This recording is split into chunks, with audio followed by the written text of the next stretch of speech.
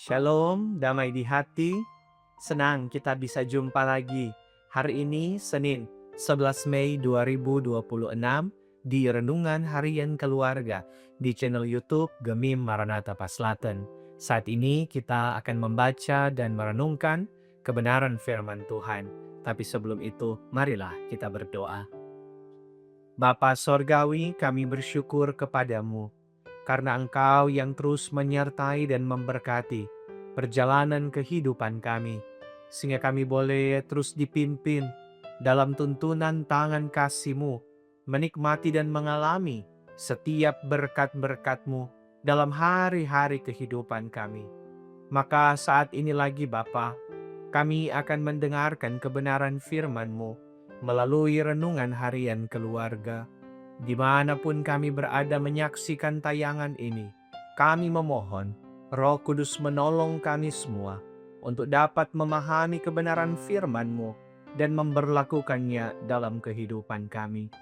Inilah kami yang berdoa dalam nama Yesus, firman kehidupan. Amin.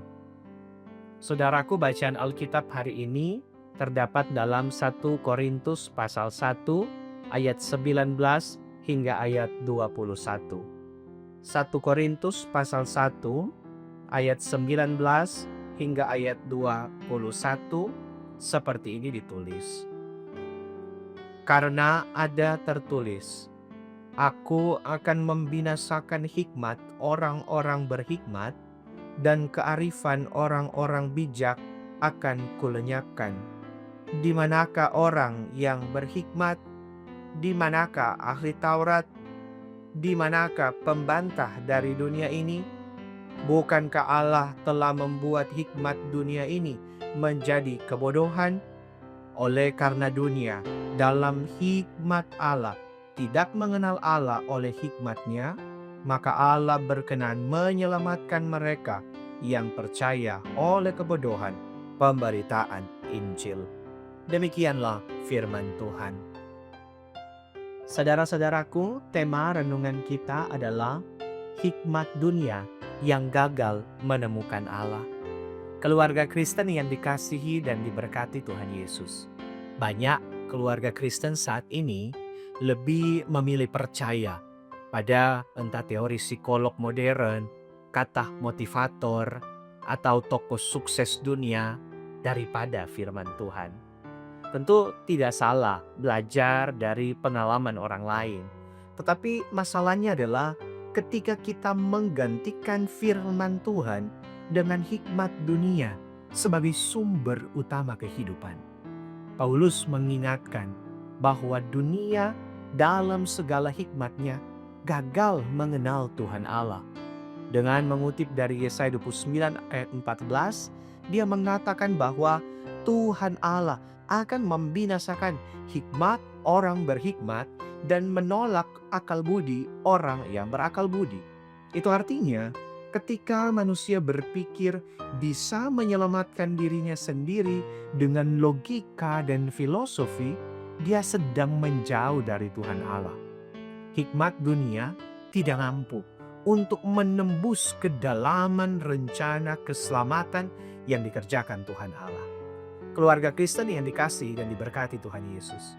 Dalam keluarga, kita sering menghadapi masalah yang membuat kita tergoda mengandalkan logika dalam masalah keuangan, pendidikan anak, konflik relasi suami istri, kakak adik, dan sebagainya. Tapi renungan ini mengajak kita untuk kembali kepada dasar kepercayaan bahwa hikmat Tuhan Allah lebih tinggi dari segala pengertian manusia. Tuhan Allah berkenan menyelamatkan manusia melalui pemberitaan yang bagi dunia tampak bodoh, yaitu Injil Yesus Kristus. Artinya, kita tidak butuh kehebatan manusia untuk mengenal Tuhan Allah, tapi kita butuh iman. Dan iman itu datang dari mendengar firman Tuhan Allah. Sebagai keluarga Kristen, mari kita biasakan bersandar pada firman Tuhan. Jadikan Alkitab sebagai sumber hikmat utama.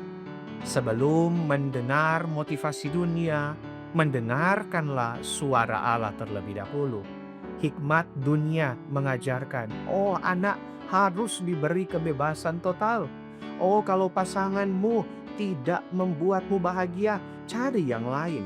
Oh keberhasilan itu dilihat dari harta dan status. Tetapi firman Tuhan berkata bahwa takut akan Tuhan adalah permulaan hikmat pengetahuan. Cinta sejati itu memberi, bukan menuntut. Kehidupan yang bermakna adalah kehidupan yang setia, sekalipun di tengah penderitaan. Amin.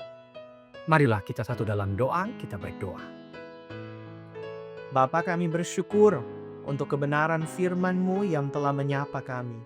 Biarlah firman-Mu ini akan terus menjadi pedoman bagi kami untuk tetap hidup di dalam hikmat Tuhan Allah dan tidak mengandalkan hikmat dan pengertian kami sendiri, agar supaya kami betul-betul dapat mengenal setiap rancangan-rancangan Tuhan dalam kehidupan kami yang terus mendatangkan damai sejahtera.